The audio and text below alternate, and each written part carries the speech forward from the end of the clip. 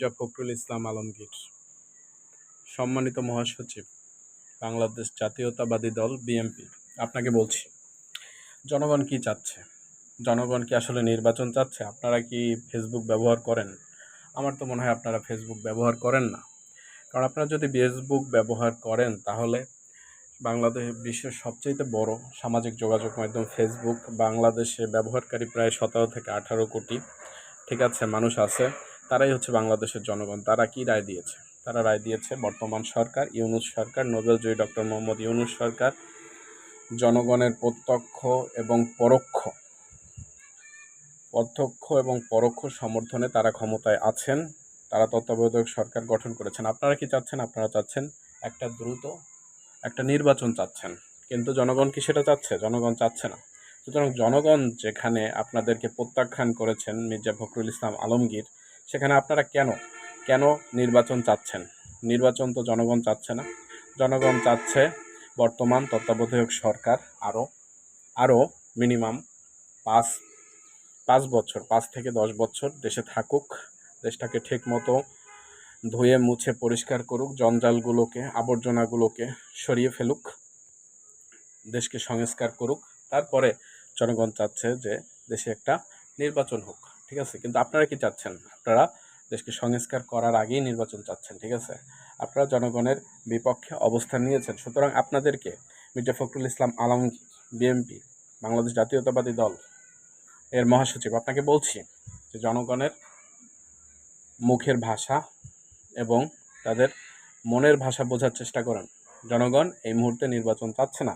সুতরাং আপনারা রাজনৈতিক দলগুলো সিদ্ধান্ত নিন, জনগণের পক্ষে থাকবেন না জনগণের বিপক্ষে থাকবেন। দেশের জনগণ যদি এই মুহূর্তে আপনারা নির্বাচন নিয়ে বেশি বাড়াবাড়ি করেন, দেশের জনগণ রাস্তায় নামবে। দেশের জনগণ এই সরকারকে ক্ষমতায় রাখার জন্য আন্দোলন করবে।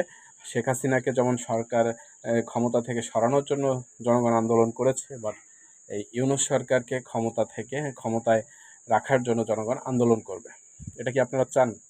আপনারা যদি এটা না চান তাহলে জনগণের সিদ্ধান্ত মেনে নিন এবং বর্তমানে যিনি তত্ত্বাবধায়ক সরকারের প্রধান উপদেষ্টা ডক্টর ইউনূস আছে, তাকে ঠিকমতো ক্ষমতায় থাকতে দিন এবং তাকে প্রধান উপদেষ্টার কাজগুলো ঠিকমতো করতে দিন, ঠিক আছে, তার দায়িত্ব পালন করতে দিন।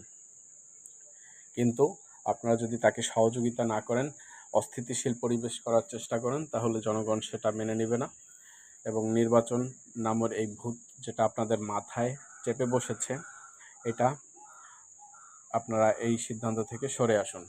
জনগণ এই মুহূর্তে নির্বাচন চাচ্ছে না এবং আপনি একটি জনসভায় বলেছেন জনগণ এসব সংস্কার কিছু বোঝে না। জনগণ শুধু বোঝে হচ্ছে ডাল ভাত খেয়ে বেঁচে থাকতে চায়।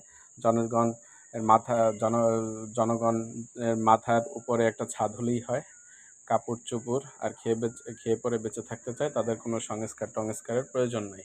এসব ভুয়া কথা কোথায় পাইছেন?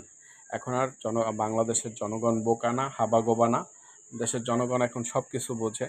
দেশের জনগণ এখন আপনাদের সকল ধরনের ষড়যন্ত্র তারা সচেতন আছে। সুতরাং আপনারা যেভাবেই বলেন না কেন, ওভাবে সম্ভব না। তো জনগণের বিপক্ষে যাইয়েন না মির্জা ফখরুল ইসলাম আলমগীর। তাহলে আওয়ামী লীগ যেভাবে পছলাইছে এতদিন, ঠিক আছে, আপনাদেরও জনগণের বিপক্ষে থাকলে পছলাতে হবে এবং জনবিচ্ছিন্ন একটি দলে আপনারা পরিণত হবেন। তো সুতরাং আপনারা জনগণের বিপক্ষে যাবেন না বলে আমি মনে করছি।